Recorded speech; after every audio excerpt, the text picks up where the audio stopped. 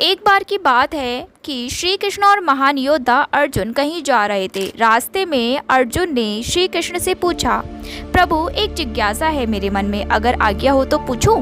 श्री कृष्ण ने कहा, अवश्य पूछो। तब अर्जुन ने कहा, प्रभु दान तो मैं भी बहुत करता हूँ, परंतु सभी लोग मेरी तुलना में कर्ण को ही सबसे बड़ा दानी क्यों कहते हैं? ये प्रश्न सुनकर श्री कृष्ण मुस्कुराए और उन्होंने पास में ही स्थित दो पहाड़ियों को सोने का बना दिया और अर्जुन से बोले, हे अर्जुन, इन दोनों सोने की पहाड़ियों को तुम आसपास के गांव वालों को दे दो। अर्जुन ने तुरंत ही सभी गांव वालों को बुलाया और उनसे कहा, आप लोग पंक्ति बना लें, अब मैं आपको सोना बांटूंगा। इतना कहकर अर्जुन ने उन गांव वालों को सोना बांटना शुरू कर दिया। गांव वालों ने अर्जुन की जय जयकार करनी शुरू कर दी। लगातार 2 दिन और 2 रातों तक अर्जुन सोना बांटते रहे। उन्हें लगने लगा कि इन लोगों को मैं कितना सोना बांट चुका हूँ, उनका जीवन मेरी वजह से ही खुशहाल हुआ है। ये सोचकर अर्जुन को घमंड होने लगा। अगली सुबह फिर से गांव के लोग वापस आकर लाइन में लगने लगे और अर्जुन भी अब तक काफी थक चुके थे।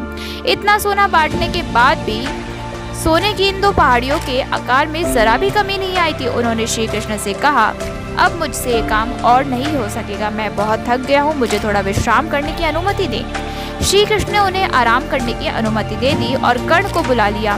श्री कृष्ण ने कर्ण से भी कहा कि इन दोनों पहाड़ियों का सोना इन गांव वालों में बांट दो। इतना सुनकर कर्ण तुरंत ही गांव वालों को सोना बांटने चले गए। उन्होंने गांव वालों को बुलाया और उनसे कहा, ये सोना आप लोगों का है, जिसको जितना सोना चाहिए वो यहाँ से ले जाए।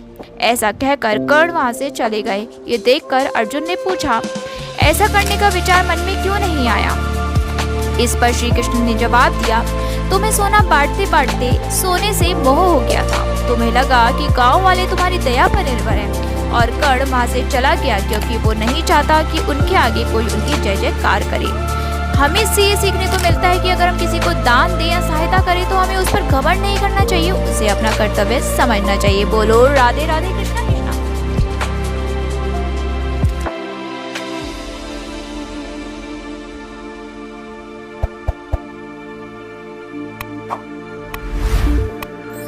Thank you.